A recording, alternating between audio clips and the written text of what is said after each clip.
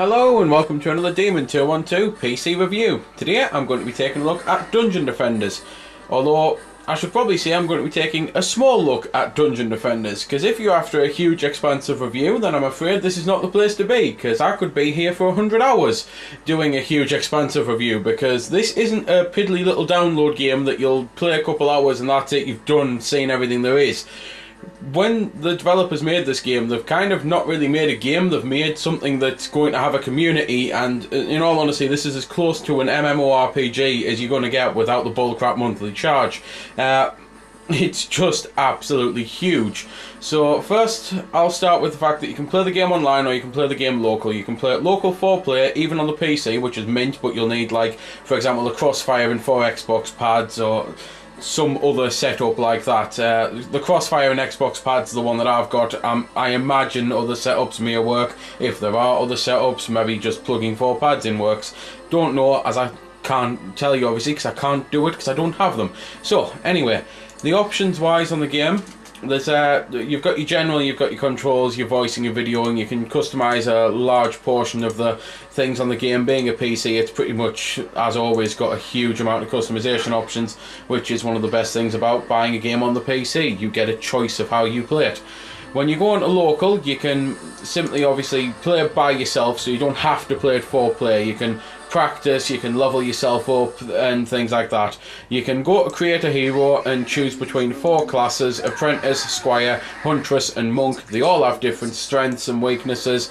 I've chose the Huntress because on games like this I'm more defensive minded and she's going to have access to the best traps. At the moment obviously I've got her at level 5 because I've not really been able to play the game much online with other people, so I suppose I'll just jump into actually playing the game.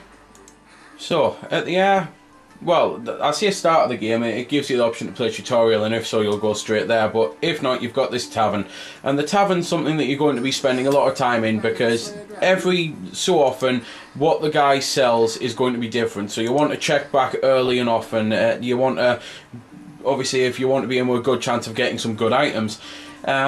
And this is exactly what I mean by this is really more of an MMORPG almost, because there are thousands of items, just absolutely tons of them, and the items you get may be crap, but you can actually then level the items up by spending mana on them, and I will explain that when I can go into it and show the forge. But for now I'm on the leveling up screen, which there's all sorts of different stats you can get yourself leveled up with: trap radius and speed, damage, hero damage and speed and all that, and trap detonation count, hero health, just things like that. There's absolutely all sorts of stuff to be able to do and level your character up with, and as I say, one of them is the items, which if I go over to the Defender's Forge over here, then I can look at my hero info. If I was in the middle of a game and I'd collected mana, I could push a arrow that appears there to give my mana to my bank, and when it's in my bank I can then go to my item box. I can click on an item, which as you can see here I've got the Team Fortress 2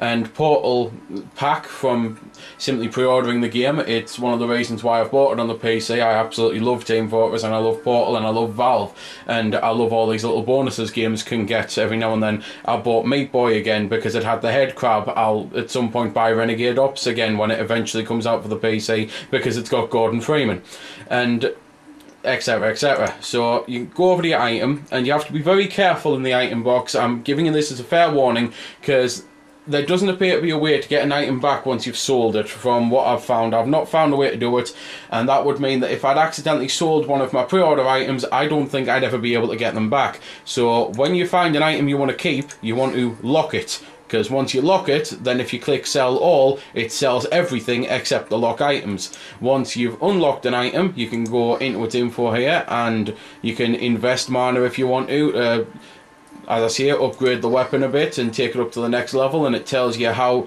high a level it will get to ultimately. To be fair, you can do it, I believe, locked. I just was going to unlock it because I was mentioning the whole thing about locking it.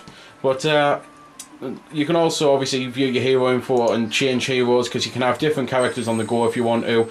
But for now I'm going to actually jump into a game. So you go to the crystal and you get to choose between the campaign and the challenges and that, and the different difficulty levels, and depending on what you do, depends on how much EXP you get to level you up, etc. Right then, when the game loads up, you start with a build phase, and you can set the build phase to have a timer, or you can have infinite time if you're just learning the ropes. And you walk around opening treasure chests to get mana, and then once you've got your mana, you can simply build a trap, which using the mouse, you just move it around anywhere that's within your eye line, and as long as it's not obstructing with anything else, you can build the trap there. So for example, if I try to now build another one, it's too close to that trap, so I've got to wait and build it over there. With the mana that you get, as I say, you can drop your excess mana off into the dungeon forge even, and well, that way you're not wasting any, but at the same time you mightn't want to always get rid of any, because you can build on the fly, so you can build when you're being attacked.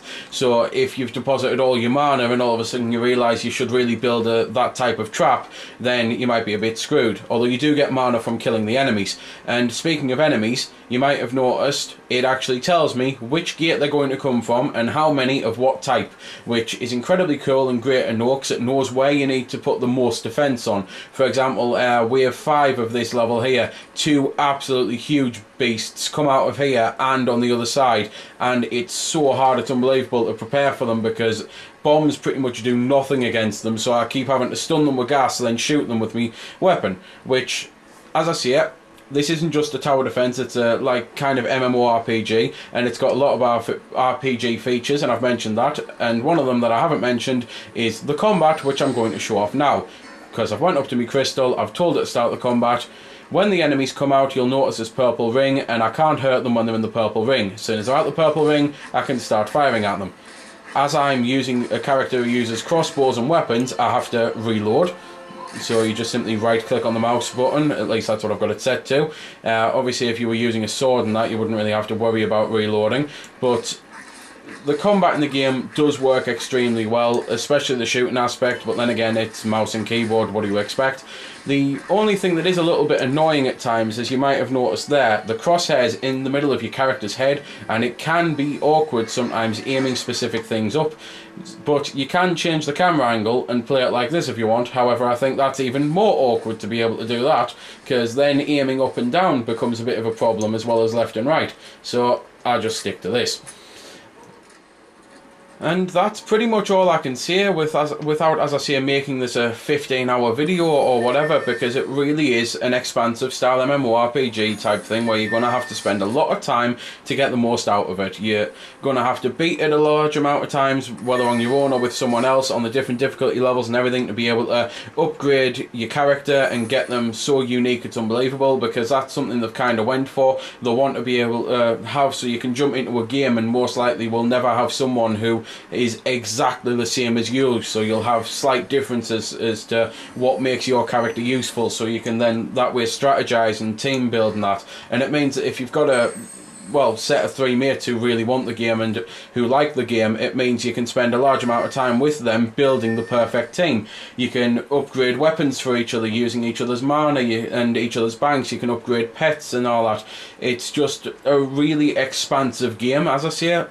So if you like the looks of it, I'm pretty sure there's a demo on Steam, and I'd definitely say give it a go, because personally I love it. I've been after this sort of game for a long time now. I love RPGs. I hate paying monthly for RPGs, so I've never really got into MMOs, but I've always liked the idea of them. I love tower defense games, and I love third-person action-style games like shooters, like Gears of War, and just hack and slashers like Ninja Gaiden. So this pretty much ticks every single box for me. It even looks kind of zany cute, because it doesn't exactly look evil or malicious, so it's the type of thing that kids can probably get into, but at the same time it's got absolutely everything an adult and a hardcore gamer would want from a game. At least I think so. Oh, and there is one more thing I can see. It's probably because it's not out at the moment, at least it doesn't appear to be, and I'm getting ahead of myself, so I'll start again. I've probably forgot about it, because at the moment I don't appear to be able to do it. Basically, when this game was confirmed, there was rumours about cross-platform play. Now, I've actually seen a video, and if you Google Dungeon Defenders cross-platform play, you'll probably see the same video of people playing on a PC, PS3, Android / iPhone.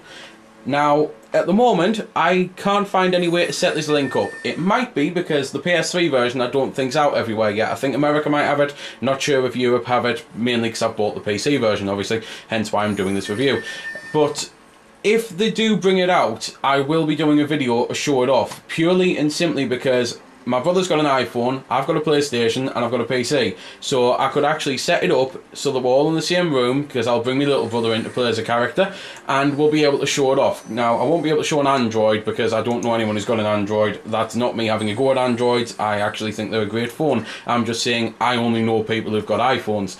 And if they do bring it out, then as I say, I'll do the video, because I really hope it does come out. I hope they haven't just sat around and forgot about it, or I hope they haven't cancelled it because maybe it didn't work very well in execution and they couldn't be bothered to fix it. Because if they do get it up and running, I really do think it will change gaming, because so many people play games on their phones these days. I played on my iPod Touch. I've got no interest in having an expensive phone because I only really use it to text anyway, so I'd rather have the iPod Touch for the iPod music and apps, whilst at the same time being able to text on a regular cheap crappy phone, and that way if I lose it, no big deal.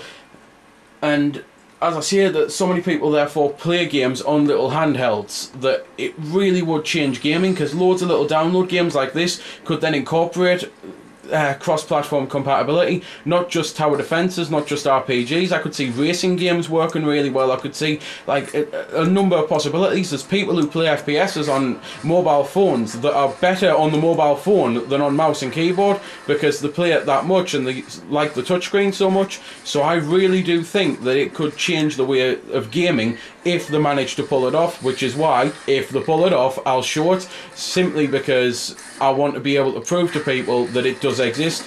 But for now, just Google, as I say, Dungeon Defenders cross-platform play, and you should see the video of the guys playing on a PC, an Android, and a PS3. After watching that video, if you're not as excited as I am by this premise, then there's something wrong with you as a gamer. I'm sorry, but there is. So there we go then. That's been the review. I hope you found it helpful. I don't score the games because that's based purely on opinion, so instead I'll leave you to make your own mind up. So thanks for watching, and if you've got any questions about the game that I didn't answer in the vid, or that hasn't been answered in the comments, then feel free to ask and I'll help if I can. Also, if you did find it helpful, don't forget to check out my channel, because there's plenty more like this up there, and don't forget to subscribe because there'll be plenty more to come as well. So until next time, this has been Demon212, signing off.